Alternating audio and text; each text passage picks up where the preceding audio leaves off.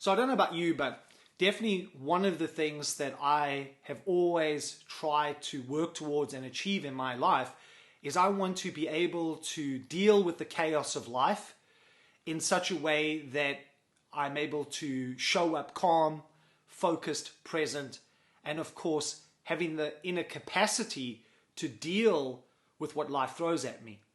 And so in my first video for the series, I talked about the philosophy of martial arts, and I firmly believe that if done correctly, that can lead to the things that I just described. What I noted in that first video was that my concerns are that in the modern interpretations of martial arts, that life-affirming aspect, or the aspect of becoming more through the martial arts experience, which is more than just learning how to fight, but as I described, being able to show up in life calm, focused, and present, and being able to deal with whatever life throws at you, has been relegated to the side in favor of the most functional application of skill, right, of physical skill. So the focus in most modern martial arts expressions, combat sports, reality-based self-defense, is spearheading towards what is the best way that I can dispense physically with this threat in front of me. Now, of course, there is an aspect of the internal game that comes with that, but the intention is not to become a better human being. The intention is to beat the person that's in front of you. Second to that, I discussed that traditional martial arts has always been in favor of what I'm talking about, of having this life-affirming philosophy of using martial arts not just to defend oneself, but also so that you can take on the martial arts of everyday life more skillfully.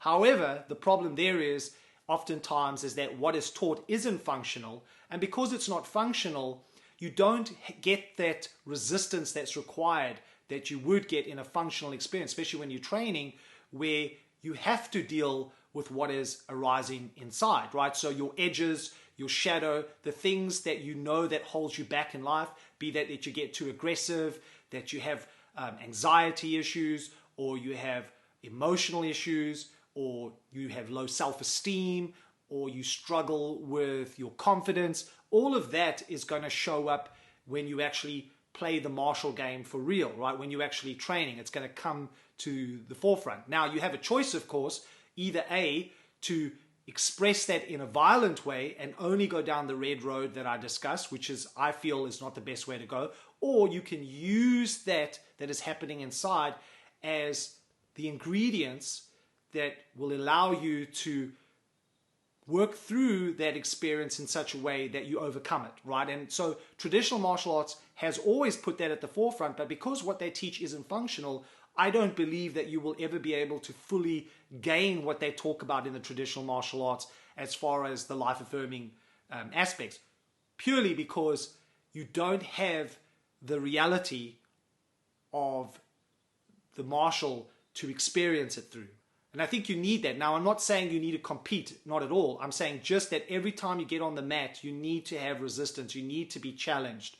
You need to be able to sense, feel, be aware of those things that you recognize that arise in that moment that are also the very things that hold you back in everyday life. So in this video, what I want to explore a little bit further is, why do I think that martial arts, if done the way that I'm describing and the way that I'm going to explore in these videos, is one of the most powerful vehicles for personal transformation. So if you're struggling with things in life, like anger issues, self-esteem, lack of confidence, whatever that may be, I do firmly believe that martial arts, if done correctly, is the perfect vehicle to help you not only discover that within yourself, what are the triggers, what are the things that are standing in your way, but also allow you to overcome them, allow you to become the very thing that you've always wanted to become.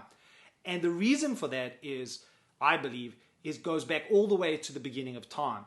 So if we go back right to the beginning of time, first man on this planet, right, first humans, however they arose, either through some divine intervention or through evolution, whatever your take is, I think we can all agree that for sure, first man, their focus, what they were most focused on and concerned about, was survival.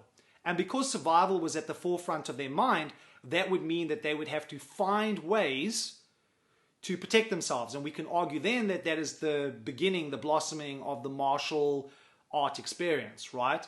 And so that's where it came from. Now, of course, not to the degree that we understand it today, but in those days it would have started first with the body, and then it would have moved to primitive weapons like a stone axe and so forth until where we are today. But the point is that the first kind of primary focus for early man would have been survival.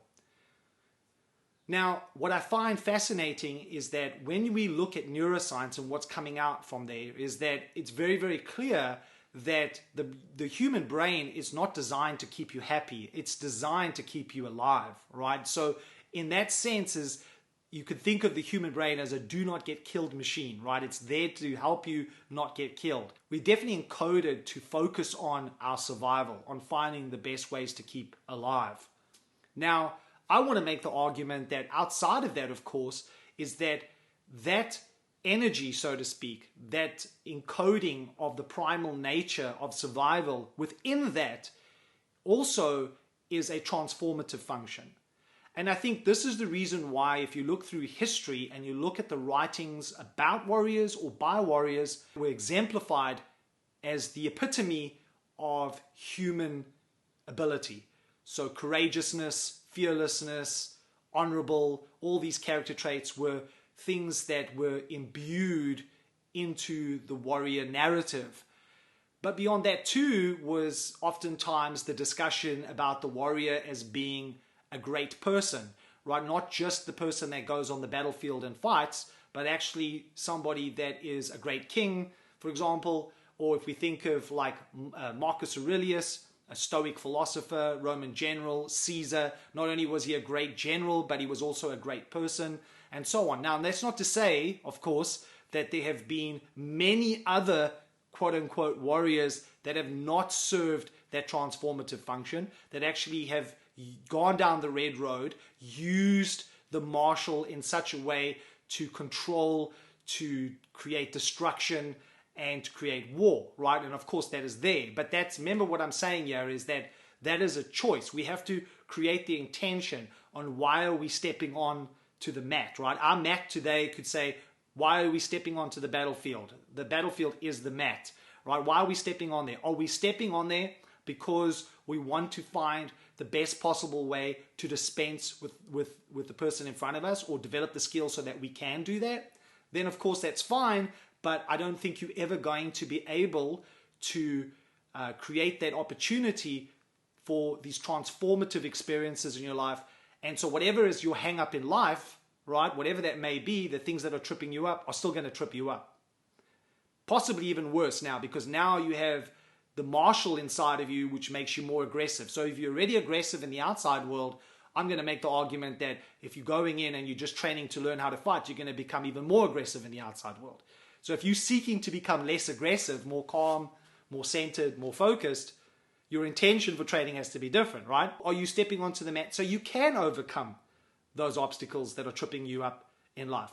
If you're more aggressive in life and you're coming with the intention onto the mat to become less aggressive, my experience is it's going to be a very powerful experience for you. And what you learn there and what you embody there is going to transfer over into your everyday life. Because what you are engaging in is one of the first kind of experiences that humans engaged in, right, from the beginning of time. That primal nature. So in my mind, the primal nature, or what Jung would talk about as the warrior archetype, this collective unconscious, the warrior archetype showing up throughout time, that warrior archetype can serve two functions. It can serve a function that is purely about violence, or it can serve a function of transformation. You have to make a choice on what you want that to be. I'll go out on the limb here and say that we all have difficulties in life. We all have things that trip us up. We all wish we could overcome them. Many of you, including myself, are probably looking at ways to do that. I believe that martial arts, if your intention is to overcome those difficulties in your life, is a perfect vehicle to do that because of the primal nature of the martial art experience. So with that in mind, in the next video, I'm going to talk about intention, more, and why do I think that's such an important aspect of training, even though I hinted on it in this video. And again, if you have any questions, feel free to fire them away. I'd love to answer them.